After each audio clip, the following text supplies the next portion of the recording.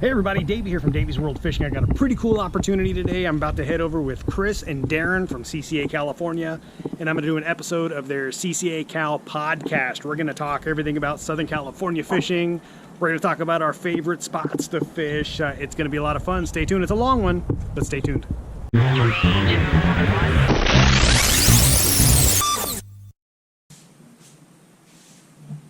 Hello, welcome in. Thank you so much for joining us on the CCA California podcast. My name's Chris, your host, the Assistant Director for CCA Cal.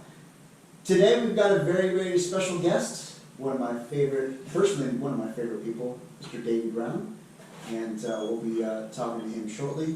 But first, hey, I just want to say thank you guys so much for the warm welcome. We just launched the podcast officially on all of our social media and all that good stuff. Really, really appreciate all the support and really hope to grow this thing, and it's going to be fun. It's going to be really, really fun.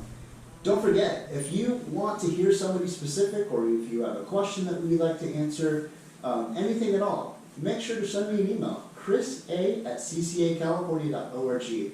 Once again, my email is chrisa@ccacalifornia.org.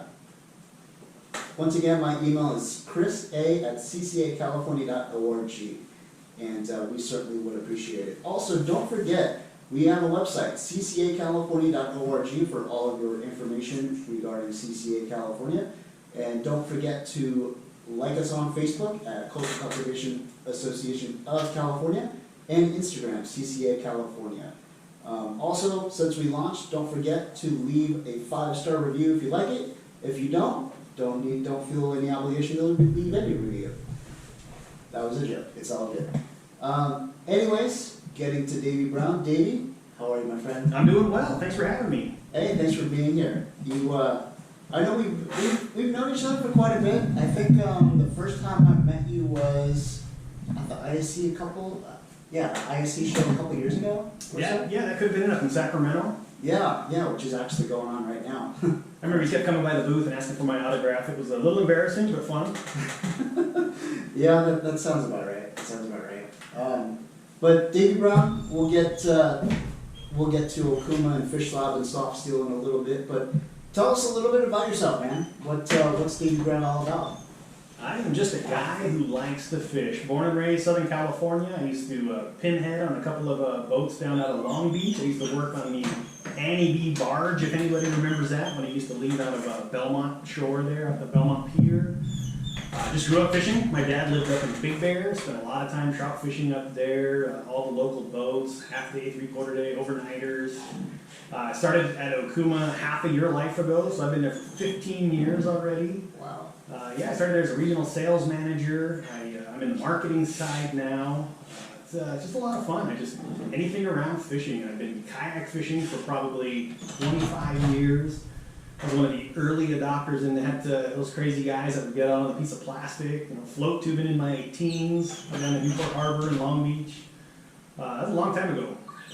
That was fun. But yeah, anywhere around water you can find me. Nice. Very cool, man. I know, actually, let's kind of dive into there. I've known you for a while as a kayak fisherman. You definitely enjoy it. You also were, I think, really the one that kind of taught me, or at least got me into throwing the air rig, which I know you love doing too. I know. We were actually just talking about that last week or 2 weeks ago about potentially throwing the air rig at Cedros. Oh, you have to. Yeah, you have to. If you want to get that thing chewed up, that's the way to go. And don't be surprised if you come up with 3 calico bass, big calico bass at a time. I was going to say, have you done that at Cedros? Yeah, I have actually. It's pretty amazing. If you get up and around those kelp and those calico bass are on the chew, yeah, there's no doubt you're going to get 2 or 3 at a time sometimes. Nice. I'm sure they're probably all massive too. You can get some good ones, yeah, that's for sure. If you get a couple of big ones on there, plan on going through some plastics and plan on going through some hay rigs. So bring a few extras down with you. Nice. And where do you typically kayak fish up here in California? I do everywhere. So I'll spend a lot of time up at Silverwood. As a matter of fact, I even got my striped bass socks on right now. I see that. Spend a lot of time at the local lakes. A lot of time here at Lake Paris, Silverwood, anywhere I can get out. I do sit on top kayak. So it's a pedal kayak, so you cannot go to places like Diamond Valley or Skinner. Anywhere that has skin contact, you're not allowed to go into. But so on the lakeside, so anywhere I can get the kayak out, I'll be there. On the saltwater side, I used to spend a lot of time down in La Jolla, spent a lot of time in Mission Bay, San Diego Bay. You know, up here, I live in Orange County, so a lot of time in Dana Point, up and down the coast there. Newport Bay's like home water to me.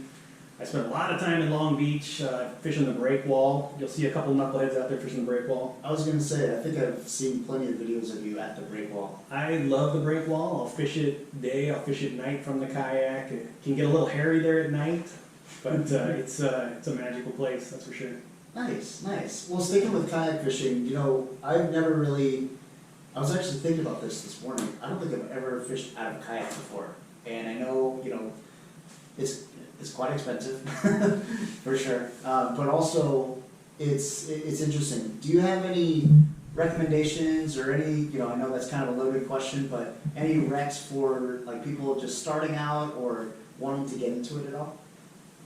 You know, nothing specific. You know, to take a line from Nike, just do it. Just get out and fish. You know, the gear that you have, take it with you, whatever you got. If you have some light trout setups, you know, even fishing, say, Newport Harbor, you know, a spinning setup will work perfect for you. Something like a 3,000 size reel, 8-pound test, 7-foot rod. It could be your trout setup. It could be a light inshore setup. But just something very basic. It can be very expensive. You know, the boats that we are running now have full electronics. They have a full bait take on it. You know, some of these kayaks are $5,000-$6,000 now. You can get into some lesser priced kayaks. It depends what you want, pedal or paddle, or even some of the motors nowadays. But you know, as far as gear racks, just grab a handful of plastics, grab some grub baits, grab some excuse me, paddle tail swim baits, and go out and have some fun. Go fish the pilings. Go just fish the eelgrass beds. It's so magical. You know, a great place to start if you happen to be in Southern California. Start out in Mission Bay. Run out to Fiesta Island. You can drive out on the sand. You can launch your kayak right in the sand. There's a place called the Bowling Pin. Fish between the shore and the bowling pin and just throw some plastics, throw some swim baits, throw some crankbaits. It's a great place. Spotted bay bass. You're gonna get halibut in there. You're gonna get even some calico bass and sand bass. It's great. I was gonna say, you know, a couple of years ago in 2020, we held some kayak fishing tournaments in the bays and all that, and you know, Okuma and yourself super supportive of all of our different events going on. I have to say I was on the mothership or the safety boat or whatever you want to call it a couple times, and we often found you, not to give away your spots, but we often found you in some quite unique places, that's for sure. Yeah, you know, what's really cool about the kayak is you can get into some unique places. There's some, you know, there's obviously the SWBA and some other great indoor saltwater bass tournament series. But on the kayak, you can really get in tight, some places that you cannot get. You know, some of the most underrated spots, and you know, a friend of mine, Brandon Cotton, who used to work at Okuma with me, he and I used to float to quite a bit, but one of the real productive spots is like Newport Harbor if you go towards the back end of the docks. So not necessarily fishing the end of the docks out in the deeper water, but getting in towards the shallow side of it, right up against the seawalls. When that tide's high and it's moving, you want some tidal movement there, but on that shallower side, on those pilings, they just don't get touched, and they can be very productive. And you know, fishing that inshore, that inside side, you can really do that on the kayak and the float tube, but harder on the skiff or the boats. So you know, getting into those unique spots, that's you know, that's one of the advantages of sitting on a piece of plastic. Nice, very cool. And that actually makes sense where you've got, you know, you're not going as fast as a skiff or anything like that, but you have certainly a lot of mobility in where you go. Yeah, certainly. If you're, you know, if you're on a paddle kayak, and even if you have a pedal kayak, you always have a paddle with you, but you can really maneuver, you can get in tight. Of course, be respectful of people's boats out there. A lot of folks live on those boats. I get a bunch of knuckleheads out there who are bouncing lead heads off of people's boats, and you know, gel coat doesn't necessarily like that, especially when you're around $1 million boats. Sure. But yeah, get in tight, you can fish it. It's a cool place. Very cool, man. Very cool. So, most recently in 2019, I believe, we started the Inland Empire chapter of CCA, and you're a big part of that. We did. It's a cool experience. I became a part of it because Okuma is actually out in Ontario, California, part of the Inland Empire. You know, at Okuma, we've got 11 lifetime members, a bunch of yearly members on top of that. I happen to be a lifetime member as well. Thank you. And yeah, I'm proud to be part of that Inland Empire team. I don't live in the Inland Empire. I live actually in Orange County, but since I'm working up there, I spend the majority of my day every day for the last 15 years up that way. And you know, it's not a coastal area, obviously, but we know that folks that live out in the Lake Elsinore area or just Ontario or Rancho or anywhere else, those guys are all saltwater fishermen as well. Yeah, that's what CCA is all about, right? It's getting these guys fishing, supporting the coast, and you know, out in the Inland Empire, taking care of those guys as well. Yeah, and since then, I've been in the IE, you know, I guess semi-regularly with us having a chapter up there. There's a lot of saltwater anglers out there. You'd be surprised. There are a lot. There's a few good clubs out there. The ISWAC? Yep, ISWAC's one of them. Which is the Inland Saltwater Anglers Association or something like that. The Riverside Club of Saltwater or something. I don't know. There's a whole bunch, but I know which one you're talking yeah, about. I can't remember. Yeah, of course. And then to show that, I mean, there's just that many anglers out there that want to saltwater fishing do. Just because you live 35 miles, you know, out here in Lake Elsinore, you just pop over the road there and you're right in Dana Point. So it's an easy access. Seems far, but it's right there. Yep. So you serve as the vice president of the chapter. Very. I do. Yep, very productive chapter, and also you know, big help with all that you did for last year's banquet out there. Their very first one at the Okuma parking lot. That one was fun. That was a good time. That was it was cool that we were able to do it. We were you know, as the chapter, we were going between the parking lot over at the Accurate facility over here in Corona or the Okuma facility. We ended up at Okuma, which was awesome. It worked out great. We've got a big, large parking lot area, big tented area there. We had restrooms. This year we went with that Oktoberfest theme, which was a lot of fun. You know, some good like German style food. It's good pretzels. We had all kinds of good stuff. The turnout, you know, unfortunately happened to be right during the COVID time, but we still had 120-ish people that came to that event. Lots of great prizes, baskets. Shay from Stoked on Fishing was our speaker, and he talked to us a little bit. It was really cool, fun experience. Yeah, and to give you kind of a sense at how much Okuma's bought into CCA. Last year, well, David, you want to tell the story about the first responders? Yeah, so you know, we've got a lot of first responders that come out to the Okuma facility, or they did when we were open to the public anyway. But they would come on out, they would support us. You know, twice a week we'd have a giant fire engine that would pull up outside. All the firemen would come in. The Ontario Police Department would always stop on by. Just great supporters of Okuma. So giving back, we wanted to support these guys as well. So what we did was that if your station happened to buy a table, Okuma would then purchase an additional table. What did we like maybe an additional 7 tables or something, five to 7 tables on top of what the first responders bought. So, you know, out of our 16 or 17 tables that we had purchased out there, you know, another 5 or 6 were first responders. It was a great little program. Yeah, it certainly was it. Unfortunately that day, because first responders, the nature of their business, they ended up getting called. So turnout wasn't quite, you know, not all those people did show up, but we were certainly grateful to have the ones that did show up. It was great, yeah. You know, we talked to those guys afterwards, you know, as you mentioned, they are first responders, so if there's a car accident, a fire, those are the guys that are going to be there, and there happened to be a couple of big things going on that night. Of course, it was a Saturday, so busier time for all the first responders anyway, but, you know, it was great. It was a good program to have. Those guys were excited. Hopefully we can do something similar this upcoming year. Yeah, I'm really looking forward to this year, you know, to all of our chapter banquets, IE being included. You know, this year we've kind of transitioned out of the Oktoberfest theme, but we're doing a beer fest. That's going to be really, really fun. I'm excited about the beer fest. You know, Inland Empire is not necessarily known as a big mecca for breweries, but dude, it's a big mecca for breweries. There's breweries up and down the 15 freeway, in through Corona. There's wineries everywhere, but it's going to be fantastic, man. I'm excited. Yeah, me too. That's going to be October 1st of this year, so a little bit of time to go, but I know we just had our first planning meeting last week, I think, about it, and I'm already super pumped for it. We are super pumped. You know, one of the big supporters has been that Skyland Brewery over there in Corona, right off of, what is it, Main Street, I think it is? Skyland Brewery, they stepped up. They gave us a bunch of beer last year. I'm sure they're going to do the same. We actually have our first quarterly meeting coming up on March 31st at Skyland, so if anybody out there is listening and they want to stop on by, we've got Todd Mancher. He's one of the Okuma product testers and pro staffer. He's going to be there talking yellowtail fishing and white sea bass. You know, spring fishing. It's what we all do. Todd Mancher, if you don't know him, he's He's a commercial swordfish guy, but his family is part of the family that runs Dana Wharf Sport Fishing down there. So he's grown up in Southern California. He knows that fishery like the back of his hand. He's going to be a fun speaker. We just had him out at the, was it Ammo Brothers? Mm-hmm. He did a guest speaking spot out there and talked about fishing Mag Bay, and it was just a captive audience. It's such a good time. Really cool guy. He Really is a cool. good guy. Yeah. Thank you for mentioning that, because I was about to say that. But March 31st, guys, Skyland Aleworks in Corona, I believe. Yep. And it's going to be fun. It's going to be really fun. I know last year, or 2 years ago, I think, we had Dave Hansen. He was fun. It was really cool, lively crowd, all that. Looking forward to this year's. Dave Hansen is a goofball, but he puts on a good little expo, and he had a lot of people there, and captive little audience. This year we're planning on doing a bunch of giveaways as well from the CCA. I know Okuma's going to step up and donate some prizes. CCA always gives away a great selection of prizes from all their sponsors as well. So it's gonna be a good time. Absolutely. And I think they have beer there, so I'm positive.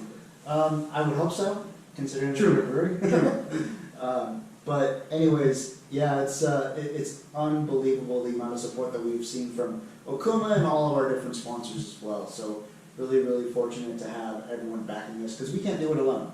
We certainly can't. We can't. That Inland Empire chapter, I want to say there's 6 or 7 of us that are on that board. Al Barker's the president, myself as the vice, and we've got several great people that are helping us out as well. But we're always looking for more. So if you happen to be in the Inland Empire and you want to be part of the CCA California, it's not an IE versus the rest of the territories. It's all about California fishing. There's a lot going on right now with CCA, as you all know. The CARB emissions, big deals happening. There's everybody wants to shut us down, right? So what we're trying to do is keep fishing.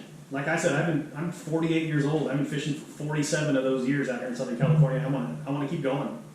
Yeah, as do I, and as do all of us too, for sure. And you're right, we have 7 local chapters in California, all kind of working together, all for the same cause, and trying to, steer the same way.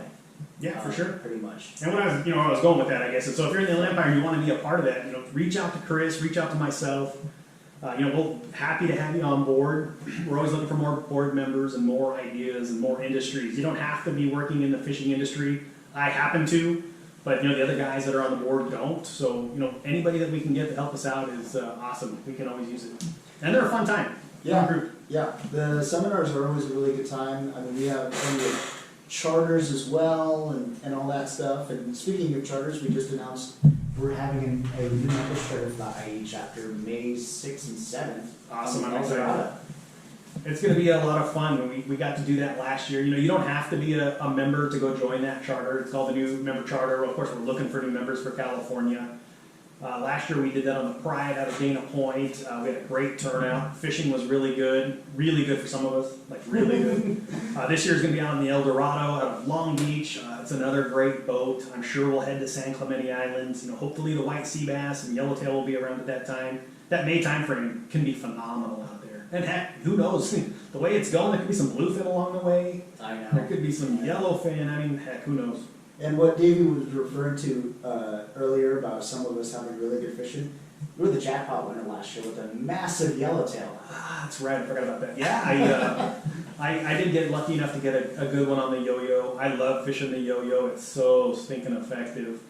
But that was, we got down there and the captain yelled down and said, there's some fish down deep. I went and grabbed the yo-yo jig, dropped it straight down. About the 3rd crank I was bit.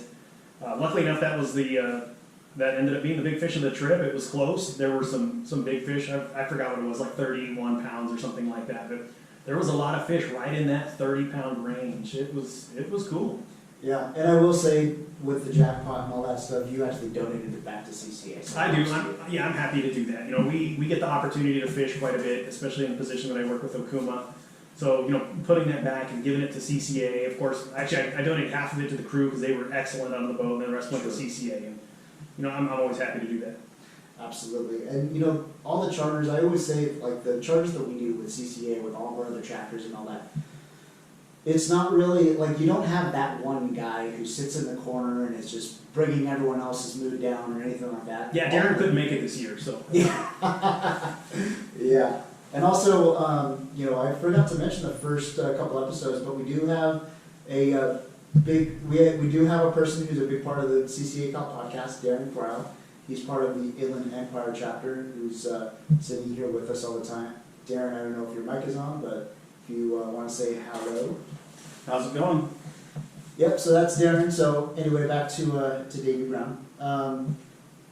Last year's charter, it was awesome. It was. I'm excited. You know, the amount of raffle prizes and just giveaways that were on that boat was awesome.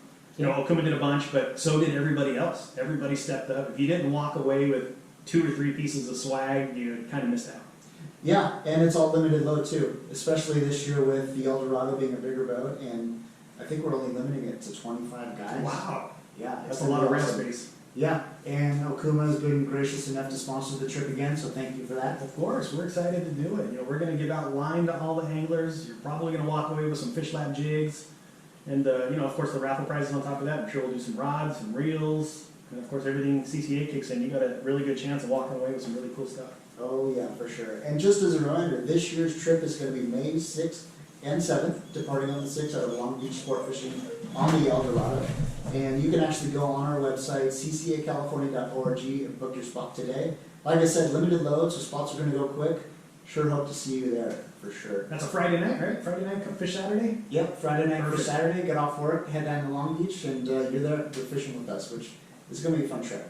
I'm excited. For sure. Hopefully we grab some yellowtail that we did last year. Let's do it. Hell yeah. So anyway, let's kind of switch. Let's switch gears here.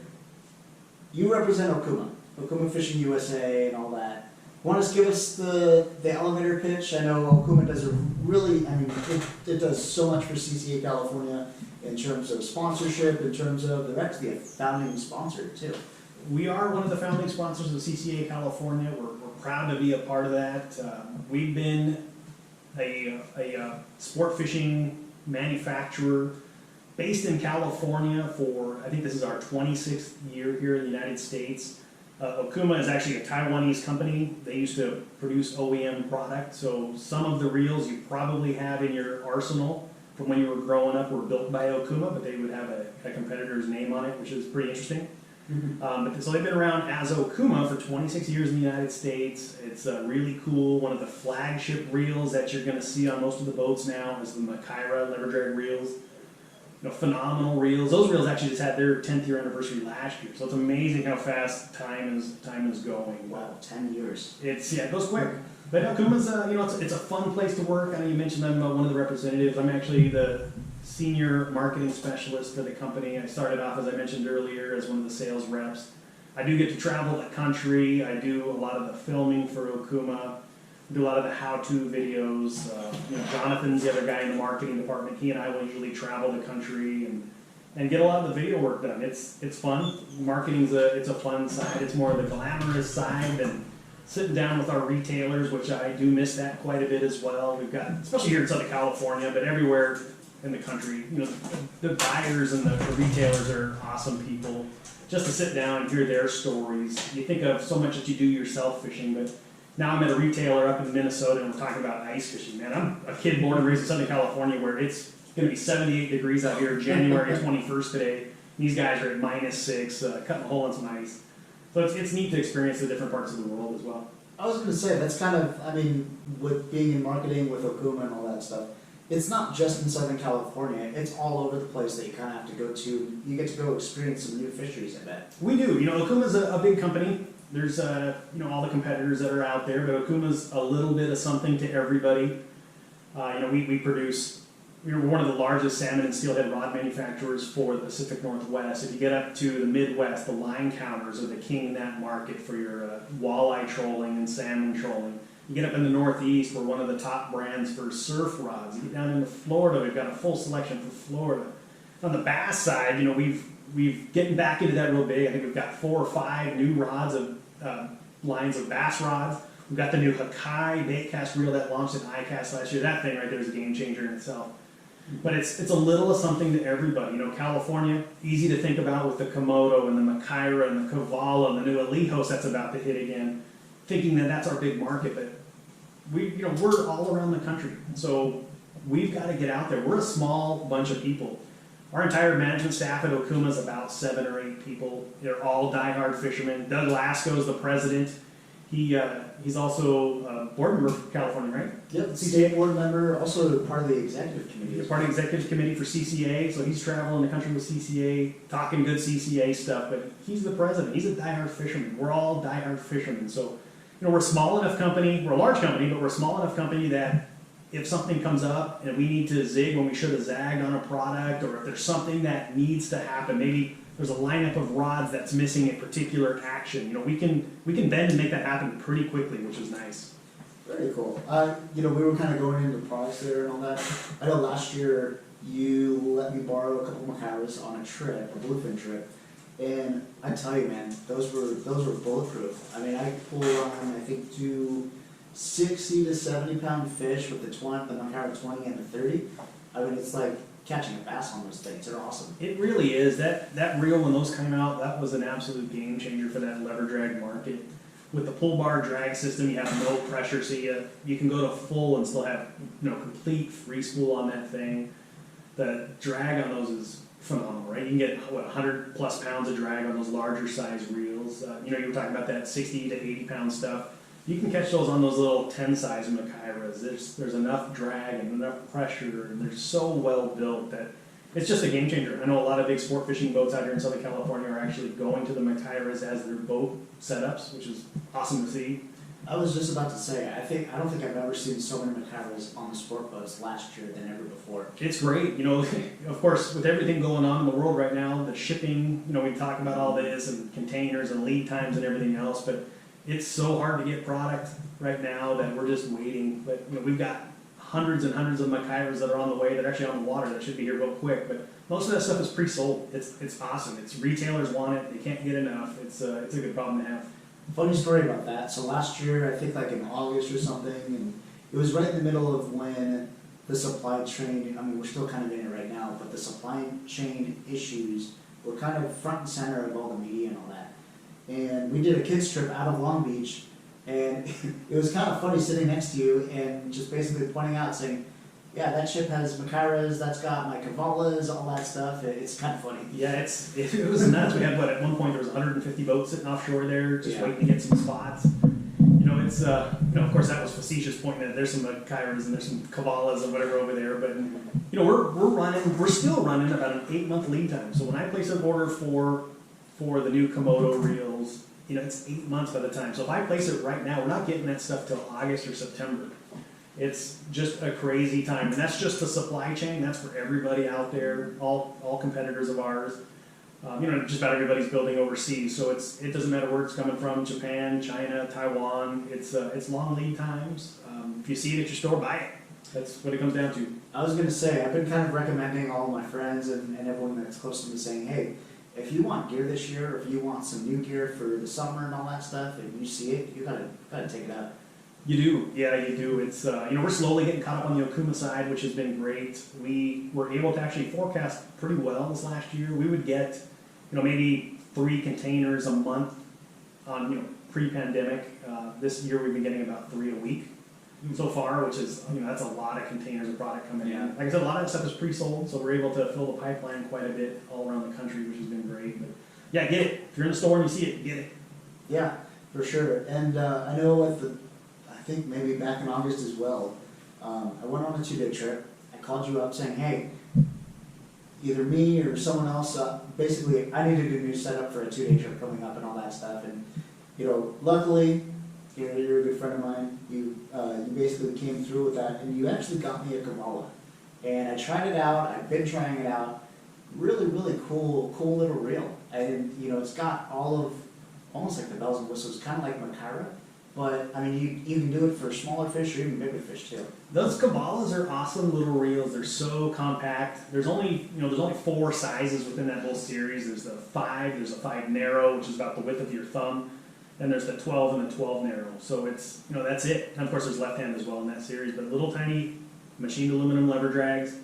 They're fantastic reels. And then the big one this year, we've tried to release it for 2 years, is the new Alijos reel. Mm-hmm. So that thing, you mentioned the mini Kyra, but this new Alijos reel is actually the mini Kyra.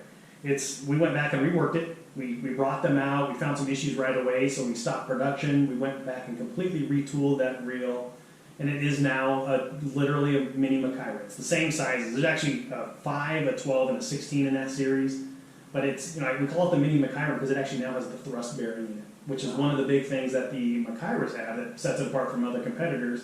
But this little Lejos reel has the thrust bearing. It's cool. I mean, imagine a Kyra in that little tiny 5 size. That's awesome. Super light, super compact, tremendous amount of drag. But, we're hoping to get those here in the next few weeks. I think just about to ask. I think by the end of February, you should see them in all retailers that ordered them at least. Mm-hmm. But they're getting close, and it's something that we're excited about. I know I cover all the social media for Okuma as well, so questions that come through. If you ever have any questions, feel free to DM them over, and I'll answer them. Any questions that ever get answered come across my fingers. But the questions about the Lejos reels that come across are awesome. There's some excitement. Nice, and you'll probably want to get those before they're all done too. Yeah, they'll probably go fairly quick. I'm sure we didn't order super heavy on that just because it's such a delayed product. But all your key Southern California retailers will have them. They've all ordered them, and there's a lot of excitement. Very cool, man. And a part of Okuma, you also have 2 other brands, Fish Lab and Soft Steel. Tell us a little bit about those. We do. So Okuma's our parent company, rods and reels. This 2 years ago, I guess now, we actually acquired Soft Steel USA, which was, for you long-range guys, that's Tony Garza's old line company. We've been working with Tony for quite a few years. He's been one of our product testers. He was on part of that product testing team for the Kyra. But he's ready to retire. He just wants to go fishing. That guy is on the water more than anybody I know. He's got so many 10 days and 16 days on the Intrepid, on the, so many different boats. But anyway, so he's ready to retire. He wants to fish. He was going to sell the Soft Steel line, and we said, hey, what a perfect combo, right? We've got the reels that we need out there. Why not acquire a line company? A lot of it was a little bit more selfish than anything else, that we know that we can get our stuff spooled out. We can combo up some sales, which is great. But the stuff that we came up with has been awesome. We've been working with Tony. The one big key product that was introduced last year was that stretchable fluorocarbon. So fluorocarbon, as you know, doesn't have any stretch to it, very abrasion resistant, no stretch. So when you're fishing a lot of these big bluefin tuna that have been happening in Southern California, you can rip those hooks out. You get, especially on the circle hook side of the mouth, you can wear a hole, that thing can come out. But with that new fluoro stretch line, you got a little bit of give. That's the one big thing. A lot of long rangers have always been just using monofilament over fluorocarbon leaders because you have that stretch. And that fluoro stretch has that stretch. It's phenomenal. You can really button down your hooks. I think you get 25% more hook strength just because of the line being able to stretch and really cinch down those knots. It's cool stuff. And that stretch really does make a difference too. It really does. You think about your heavy hook sets, or if you're out deep and long line, especially on braid where you're using a short leader. I'm a short leader guy. I'm usually using about a rod length. So I 7 to 10 feet of leader. That braid obviously has no stretch. So when those big fish hit it and they hit it hard, a lot of times you're going to get a break off. And that happens. But if you have got that a little bit of a shock leader on there like that fluoro stretch, it just makes a tremendous amount of difference. Very cool, man. Very cool. And then on the Fish Lab, so then on the Fish Lab side, so that's our bait company. We actually created that absolutely from scratch, coming about 3 years ago now. We used to be the distributor of Savage Gear. I know you had Kevin Nakata on a couple weeks back, but we parted ways with those guys a few years ago, and we created our own bait company called Fish Lab Tackle. It's been a lot of fun for us. It's starting out it was mostly bass. The product development manager is Mike Bennett. He's the hog. What does he call himself? The hog whisperer, the hog tamer. I don't know, but he's a big swim bait guy. He's been a Southern California swim bait guy for absolutely years. Big striper, big largemouth bass. He's got a lot of double-digit bass. So everything we introduced right away was primarily for that bass market. Big swim baits, big glide baits. Then the second year we introduced a bunch of saltwater baits. We've got stuff like the Carnata jigs, flutter jigs, slow pitch jigs. Then this last year, so the 2021 ICAST, I guess it was, we came up with a bunch of stick baits. We've got all these surface baits. I know I was fishing a little bit on that kids trip and we were just getting absolutely whacked out there. But they've accounted for a lot of big yellowfin tuna. There's some big poppers out there for the big bluefin guys. There's some phenomenal baits. So I was going to say, I think it's been said on this podcast for sure. I switched almost primarily to artificial baits, a lot of hard Yep. baits, stick baits, and all that stuff. Those Coronado jigs, I've used them a couple times. Those things work, man.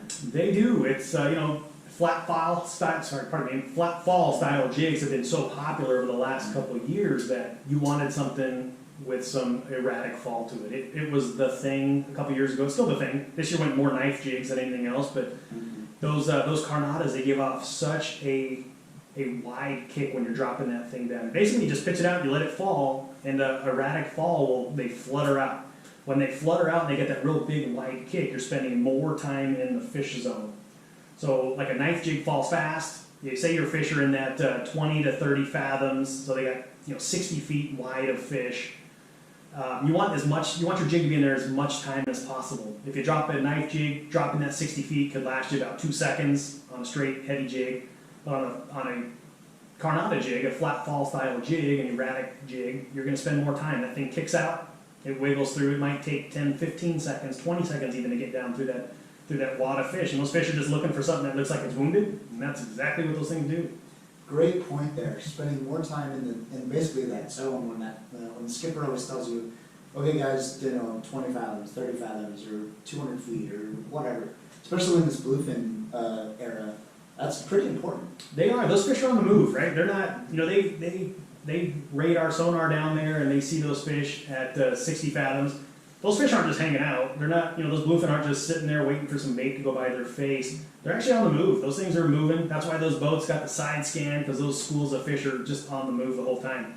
But as those schools are coming through, it might be, as I mentioned, 60 feet deep of fish, but it might be 60 yards wide. So there's a lot of fish in those schools. It could be bigger than that. You've seen some of those things that are just gigantic schools of fish. But the more time your bait can spend in that zone when those fish are swimming by, the better. If it just zips by their face and they don't see it, it could be a little more difficult. But it happens to be the hot baits right now. Nice. And do those Coronado jigs come in different sizes, or is just one size? They do. They come from I want to say there's an 80 gram up to a 300 gram. Those bigger 250s and 300s come rigged with that big mustad hook on it.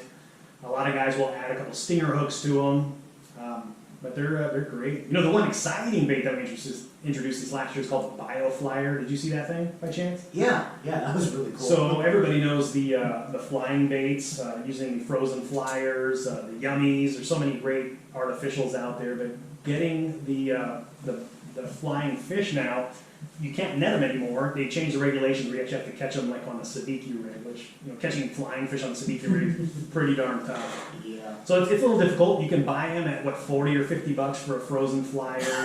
There's lots of people out there that get them. They sell them, and $40, $50 a piece for one piece of bait. That's nuts. But for a fish of a lifetime, heck, I'd pay $50.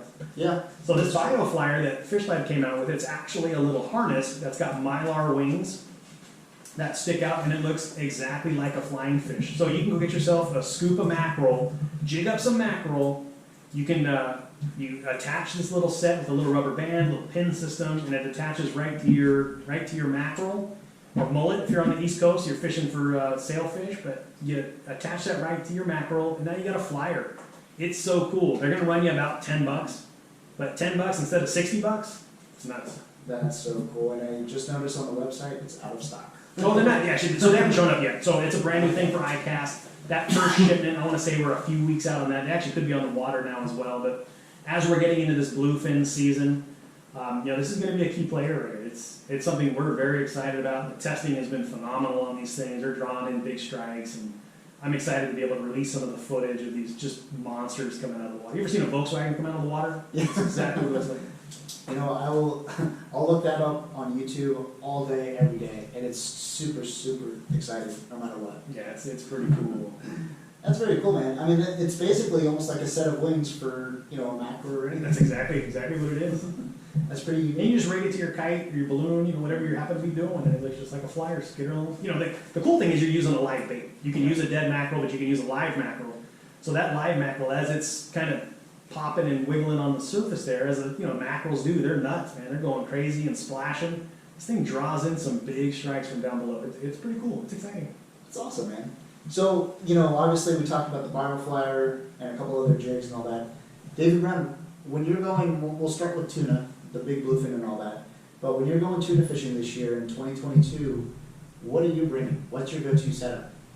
I am going to, so I'll bring several things. So like if I'm going to bring, say, 5 setups on the boat, I will always have a couple of Komodos with me. I'll have some Komodo 350 and 450s.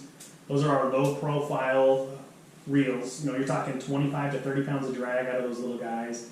They've accounted for several big tuna themselves. I know the captains, people cringe, and you know, there's the Tranks, there's the Lexa, there's the Komodo, there's several out there. But those things are awesome. You know, you come across some kelp patties and you got some big yellowtail around, or even some of the fish that are around the kelp patties. Using that Komodo can be just a game changer. You can cast that thing a mile, get it out there, throw the iron, have some fun. Next thing I'm going to bring is the star drag reel. So I usually have the Tesoro, either the 10 or the 12. Both exact same diameter, one's just a little bit wider than the other. You know, depends what I grab. If I'm in the garage and I grab one or the other, both of them are going to work phenomenal. They both got the same amount of drag. I want to see 22 pounds out of those guys. But that's going to be for throwing iron, throwing some live bait. And then I'll have a couple of lever drag reels with me. If I know there's going to be some big bluefin around, I'll bring that 20 and that 30. Those will be my flutter style jig setups, so those carnadas. Or I also fish the sinker rig quite a bit. That's been a great setup for this as well. You know, that's going to have 130 pound braid with however big of a leader I want to put on there. If the captain tells you 80 pounds, don't go less than 80 pounds. If they tell you 100 pounds, go up to less than 100 pounds. But have it set up, be ready to go. You know, and if it's more local fun fish, if it's that 50, 60 pound stuff we're seeing around, I'll grab those Cavalas, that 5 size. That's perfect for that. Plenty of drag, plenty of capacity. Yeah, and we haven't even talked about the PCH rods, which are just bulletproof. The PCH rods have been incredible for Okuma. These are our Southern Californias. PCH obviously named after the street because it's our coastal series. There's inshore, there's offshore, and of course our rail rods. So like that 20 and that 30, I'll have those pinned on to the 3X. That 20 I'll usually have on the 3X rod. That 30 I'll have on that 4X rod. Stout rods. You know, nowadays everybody's fishing the rail, so let that rod do the work for you. Nobody's using harnesses anymore. You'll see a couple of the older anglers that still do the harness, and man, that's so comfortable. But everybody's fishing the rail, so you're on one knee, you're bent down, but let that rod do the work, and those PCH rods have been awesome for that. You know, so with the 20 and the 30 Kyra, realistically, I mean, 20, you know, on the 20 level, you could probably go up to, say, what, 80 almost 100 pound fish? On that 20 size? Yeah. Well, you're catching super cows. I mean, guys are getting 300 pounders on those things. On that 20 size, there's 750 yards of 100 pound braid on that thing. Yeah. That's a lot of line. I mean, think how far was that? A quarter mile or something? Yeah. That 20, that's a big reel. That 30 is even a bigger reel. I'm going the 30 just because I have a little bit heavier diameter line on it, and then dropping those big bluefin. You know, there's been some fish over 400 pounds that came up last year. So you just never know. But that 20, you know, in that comfortable 150 to 250 pound range, that 20 is plenty for you. And it's kind of, it's almost deceiving where, you know, because you have, Kyra series goes up to 130. a 130. I mean, that's a whole lot of reel for fish. That's a lot of reel. You know, if you go up to, was it PEI, Prince Edward Island up in the northeast, those guys are catching those 1,000-pound bluefin. You see the guys on TV that have the rod on the bent butt, it's in the rail the whole time, and they're hand lining. You know, that's the size they're fishing, is that either the 80 or the 130. That's a big reel. And especially for the deep drop guys out here in Southern California now, they're looking for that, 50 wide would be your absolute minimum, but that 80 is very not uncommon. So when it comes to our local fishing here in Southern California for the big bluefin, that 20 size, I mean, 20 size is your go-to pretty much. I like that 20. It's still small enough that it's very comfortable. It's got such a free spool that if you're fishing some bigger sardines, you can get that bait out just a little bit further.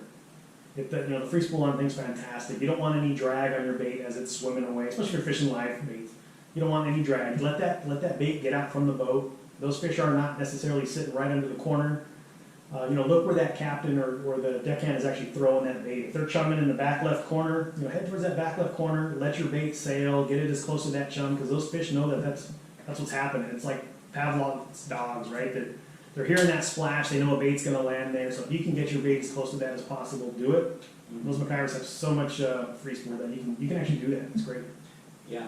So your bread and butter, I want to say it's pretty much bass fishing. I know I've seen you with plenty of big calicos and spotties and all that stuff. Am I right? Bass fishing? I love that bass fishing. I've never got into the SWBA stuff. I used to fish the Plastic Navy events, which was the kayak events, back in the, like, say, late 90s, where we'd be 200 to 300, 400 anglers out there at some of those events. It was a little early in the kayak scene at that point. It kind of died off for a minute, and now it's just booming again. But I love that calico fishing. I know you and Kevin talked a lot about Cedros. I've been down there with Jeff. Doing a kayak thing, which is what you guys got to go do. You got to go do the kayaking down there. Yeah. But Jeff's a big kayaker as well. Last time I was down there, we had a good group of fishermen that were all kayaks, so we didn't do any skiff trips at all. But we would load up those kayaks, take them to the backside of the island. We would load them up on the skiffs and on the pongas and actually run them up and down the coast and then launch them. But there was one day where Jeff and we got into the thickest kelp bed I've ever seen. The two guys that were with us happened to be from Texas. They went off and they were chasing some little yellowtail around, having a good time. But Jeff and we pulled up. He's got the big Hobie kayaks. We actually pulled up the drives and just let the wind push us across the top of the kelp. So we were what's called potholing. So we would tie in our swim baits, and you come across with a little opening in the kelp, just drop down, and bam! Those calicos would, sorry if I scared whoever's listening there, but those things would just come out and crush your plastics. And we were deep. There was no chance you were going to put your drive back in and pedal back. So you let that wind push it all the way across. And we're talking hundreds of yards of kelp. You're talking kelp that has never seen an angler, it's never seen a bait. Those fish have no reason to be scared of anything. If you had a big enough opening, you could look down and see the calicos nosing out of the kelp. It was so incredible. Experience that you'll never have anywhere else. Isn't it exciting down there? That's awesome. This could almost be a Cedros podcast with the amount of Cedros talk we've had. Get some fresh tortillas at that little tortilla factory. Yeah. Go back to the house. I know Kevin talked all about the food, but holy moly. Yeah, for sure. Let's end this thing early and go now. Yeah, We've been down there in 2 hours. Yeah, no kidding, no kidding. When it comes to bass fishing, I know, I got my first Komodo just a couple years ago, by way of you, so thank you. Those Komodos, I love them, especially on my jig stick and almost anything. They're awesome little reels. That Komodo SS, it's built for saltwater. The SS, of course, is stainless steel, so it's got a stainless steel main gear, pinion gear, and drive shaft. It is a saltwater reel. It comes in that 200 size, which is going to be your perfect little bass size. Then there's also that 350 and that 450 size. Those 200s, that's what I'm fishing when I'm doing all my bay stuff. So if I'm throwing that A-rig, if I'm throwing deep crankbaits in the harbor, any swim baits, that 200 is perfect. And it's still got 20 pounds of drag. They're awesome. Yeah, I've got the 4 series and I take that thing everywhere I go. Yeah, they're great. We're not afraid to throw those things at tuna. That bigger reel, I've got one here in front of me. It's got 50-pound braid on it. You're still getting 350-ish yards of line on there. That's a lot of line. Plenty of capacity. And that thing's got 30 pounds of drag, 25 pounds of drag out of that reel. It's crazy. Yeah, and I know for our island trip, hopefully on the El Dorado, I'm bringing that. Oh heck yeah! I'll have probably the whole rack of those things. Yeah, for sure. And typically on the Komodos, what rod are you gonna pair with that? So that particular one, I'll usually pair that up with the PCH inshore. We used to have the SCT, which was our spiral carbon technology rods, the inshore rods. We actually discontinued those. We slid all of those actions into that PCH inshore. So depending on my rod, I like the longer rods. I like that 8-foot. I used to like the old 8'6" in the SCT, but that 8-foot PCH, you're going to get enough distance where you can really cast that thing. For my inshore, like if I'm fishing Newport Harbor and I want to throw the A-rig or the Long Beach Wall, I'll actually fish our old EVX rods. We have that 7'10" extra heavy, perfect rod, long butt. It was a great little setup. So if I'm fishing, for the El Dorado trip, I will definitely pair that up with one of the PCH intro rods, and they work awesome. Very cool. Might have to talk to you about that. Yeah, they're great. I love, I got the old SCT rod, and dude, I love that thing. That's awesome. I mean, I understand, but those SCT rods, pretty badass. They were awesome. They accounted for a lot of big tuna deaths as well. Yeah, that's for damn sure. So anyway, speaking of tuna, speaking of bass, I know Okuma has done plenty for this industry, and also for the sport boats as well, because Okuma has plenty of sponsorships throughout the year, almost on a lot of different boats, up from San Diego all the way up to Oxnard. We do, yeah. We've got several partnerships that we work with. Actually, let's go back a little bit. So in general, we would have a lot of sponsored trips throughout the year. On a normal, normal pre-pandemic type of year, we can see 10 to 15 sponsored trips from San Diego up to Oxnard. Excuse me. Last year we narrowed down a little bit because of the the social distancing. Didn't want anybody to get sick. We did do a few sponsored trips this year. I don't currently have really anything on the books. There's one long trip on the XL that's always happens in I think April. It's like a 16-day trip. That's a long-standing trip, so that's going to happen. We've got the CCA trips coming up, but we've got partnerships with several boats. The Ranger 85, he fishes out of San Diego, as well as Oxnard. Tribute, Mike Pritchard on the Tribute, he's been a big supporter of Okuma for years. Out of Seaforth, we do quite a bit with him. We got several boats, the Poseidon, the Constitution, all awesome Okuma boats. The XL, if you talk to the Red Rooster 3, he's been fishing the Kyras and the Cortez reels of all things for several years. I don't leave anybody out, but I mean, there's just some great boats that have been fishing Okuma. Eldorado that we're going to go on, that's been an Okuma boat for a while as well. A lot of fun out there. There's some great fishermen that want to fish. And most of these captains are all fishermen to start with.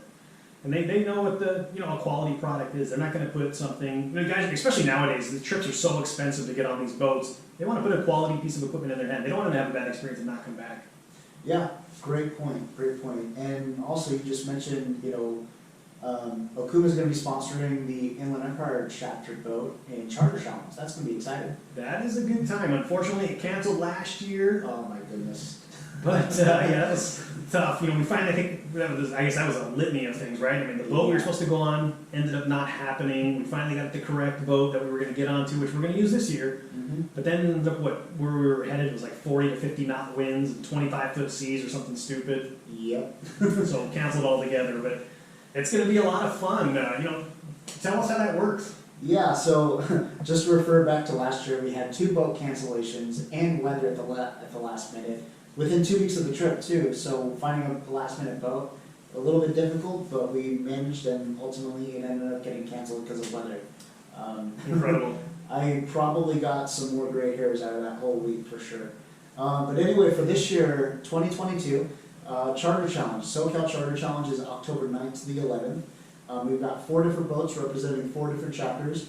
The IE chapter is going to be on the Ocean Odyssey this year. We're super stoked on that. The San Diego chapter is going to go back to the Tomahawk. And then we've got the Orange County boat on the Fury once again out of Dana Wharf, and the LA boat's going to be on the Pride out of 22nd Street Landing. Like I said, October 9th to the 11th, it's a 2-day trip this year, so that should be fun.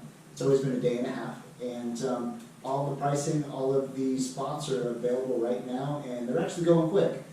You guys on the IE boat, they're actually going really, really quick. Good. That's I do kind of feel bad for all the other chapters. Since we all have the IE fishermen, solid group right there. We're gonna have a lot of fun. Yeah, I was with you guys a couple years ago, and it was a fun group for sure.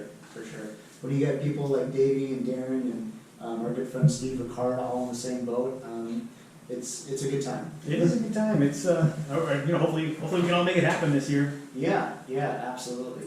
So, Mr. Brown, your personal outlook for 2022, what do you think things are going to shape up to be for the year of 2022? Fishing or just everything? Let's stick with fishing because everything will be here for hours. Yeah, exactly. Heck, I don't know. Let's see if if CCA keeps fighting our battles for us the way they've been doing. We're going to be able to continue fishing, which is what we all want to do. But they kind of predicted an El Nino year this year, so you didn't know what was going to happen. But heck, we've already got bluefin out front here. There's already been some sign of some yellowtail at the islands. It's looking good. Everything's shaping up great. Show wise, as a manufacturer, the shows have been interesting. We were just talking about that before we got started. Okuma itself, we actually canceled out of the January and February shows. I know the ISE show is going on this week up in Sacramento, but I've seen some pictures where just about everybody's pulling out of that show. We did pull out of the Miami Boat Show. That's like mid-February. The next thing I've got on the docket is the Bassmaster Classic out in South Carolina. That's in March. From there, we're just going to kind of play it by ear. ICAST will happen in July out in Orlando. It is Florida, so everything happens in Florida. But, going forward, heck, we've got some great charters that are going to happen with CCA. We've got some great fishermen. Come join us. Let's have some fun. Yeah, absolutely. We've got plenty of different events. We talked about the banquet coming up at Okuma on October 1st. That's going to be a fun one, and along with all of our 6 other chapters having banquets. This year we're actually doing it, I guess, the way it kind of should be. Last year it was kind of a mess with COVID and us being shut down the first half of the year, but I kid you not, guys, we had banquets or events every weekend from like end of July all the way up to November. It was absolutely brutal. But this year we've actually, hopefully, knock on wood if everything goes well, all of our different events are all spread apart. That's great. Yeah, that's the way it should be, right? I feel bad for you and Wayne and the guys that have to go every week to every city and every county, and from where Bakersfield all the way down. Yep, Bakersfield South, but honestly, it's I couldn't think of a better person than Wayne Cotto to basically take that. Yeah, he's all right. Yeah. Wayne is a good guy. If you guys haven't met Wayne and Chris, I mean, get out, shake these guys' hands. There's some great events coming up. The golf tournament was awesome this last year. It was a lot of fun. Mm-hmm. These charters are great. But if you get to go to one of these banquets, I know the Orange County one I've been to several times, and they've done that like casino night. That's a blast.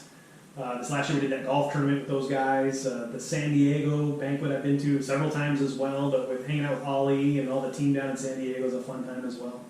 Yeah, it's going to be a very productive, very great year for CCA, I'm predicting, hopefully, for 2022. We're excited. Yeah, absolutely. Well, Davey, I know we have to get you out of here, but how do we find you? How do we go and pull on some Okuma stuff?